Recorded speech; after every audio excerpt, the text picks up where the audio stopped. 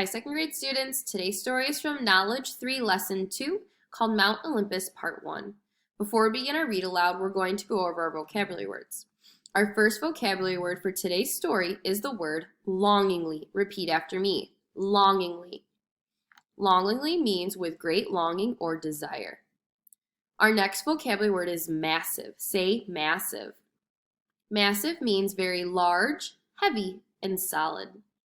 And our last vocabulary word for today is summoned. Say summoned.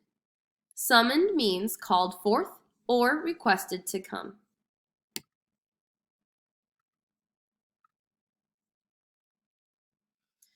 The day began delightfully, or happily, of course. Every day began delightfully on Mount Olympus, for it was the home of the gods. Because these gods called Mount Olympus their home, they were also called the Olympian gods. Sometimes they enjoyed roaming on earth, which is where gods can be found at this moment, all except for Hermes. Hermes, messenger of the gods and son of Zeus, appeared in an instant at the side of his brother Apollo. Hermes was wearing his famous winged sandals and winged helmet, and he carried a small wooden stick or baton with wings on either side. All of these extra wings gave Hermes even greater speed than he already possessed or had. Because he was constantly flitting here and there, carrying news among the gods and leading lost travelers back into the right direction, Hermes needed all the speed he could get. When he was moving his fastest, it always seemed as if, whoosh, he just appeared out of nowhere.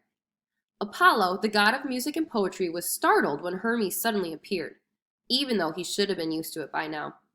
"Do you have to pop up like that?" he protested. "I was just composing the most wonderful song on my harp, and you have made me forget where I was in the melody." "So sorry," Hermes exclaimed, although he was secretly pleased, for he was a bit of a trickster. Hermes went on, "But soon you will have more of an audience, for our father Zeus has summoned all of us here to the great hall at once." Glancing around nervously, he added quietly, "And you know how he can be if we keep him waiting." Hermes looked at the harp he had given to Apollo long ago, made from the shell of a large tortoise with strings stretched across it. "Still, I can stay for a moment if you'd be kind enough to play whatever you were working on." He sat down on a thick cushion on the floor. Apollo smiled, and because he was also the god of light, his smile could truly light up a room. "I would be delighted," he said, and his fingers ran so swiftly across the harp strings that they seemed almost liquid. As always, the song was so beautiful that anyone listening would think it must be the best song that ever could be played.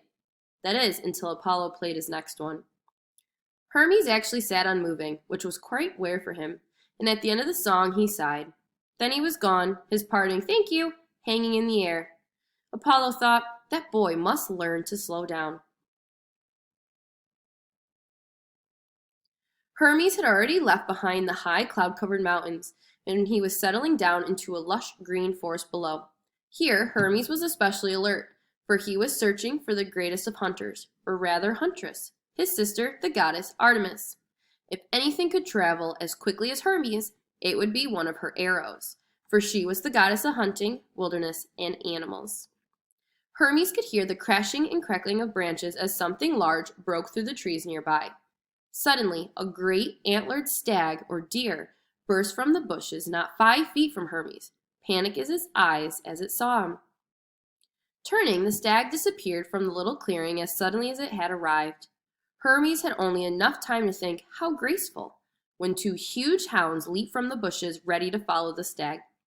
Hermes simply held up his wooden baton, and the 2 dogs stopped at once, lying down before him panting. A moment later, their mistress, Artemis, appeared. Disappointment showed across her face at losing the deer she had been hunting. At such moments, Artemis could be cruel, but when she saw Hermes, she smiled, for she was very fond of him. "I wondered why the hounds had stopped," she said. "I'm afraid that you're going to have to stop also," Hermes replied. "Our father Zeus has summoned us to come to Mount Olympus as quickly as possible." At once, Artemis placed the arrow she had been holding in the quiver over her shoulder. "I will leave right away," she said, but as Hermes flew off again, he saw her looking longingly at the bushes where the deer had disappeared. A minute later, the messenger god hovered in midair, high above the sea that surrounded Greece and which held hundreds of islands of all sizes. With eyes as sharp as one of Artemis's arrows, Hermes shot through the ocean waves. Weaving among a dozen of dancing dolphins, he came to rest next to the massive, or very large, shoulders of his uncle Poseidon, the god of the seas and of all that crosses the seas. Poseidon's long white beard moved like sea foam in the water as he turned and spoke. "Hermes, you are welcome here," he boomed out in a mighty voice, and Hermes remembered that Poseidon, brother of Zeus, could make the earth shake, for he was also the god of earthquakes. Pointing his great trident, a three-pointed pitchfork, which he sometimes used to stir up waves of the sea god said to Hermes, "Watch with me." So the two gods watched as the dolphins swam in smooth, wide figure eights, and massive whales rose up from the depths to swim through the loops of the dolphins' design. When the show was over, 100 octopi jetted in front of the whales and dolphins, shooting black ink from their bellies as a sort of closing theater curtain to end the performance. Poseidon roared with laughter at the surprise ending. Then he turned to Hermes and asked, "What brings you here, nephew?" Hermes replied, "Zeus asks you to come with all speed to Mount Olympus." "I shall go at once," he said. But before he set out to see his brother, Poseidon took the time to thank the dolphins, whales, and octopi for their performance. When he finished, Hermes was already gone. "It is wonderful how he does that," Poseidon thought. In the sky, high above him, Hermes was already seeking out another of the gods. Suddenly, a lightning bolt split the air only 10 feet from the messenger god. This was followed by a deafening crash of thunder. Zeus was getting impatient. Hermes called upward, "I'm moving as quickly as I can, my lord." The messengers of the gods hurried on his way.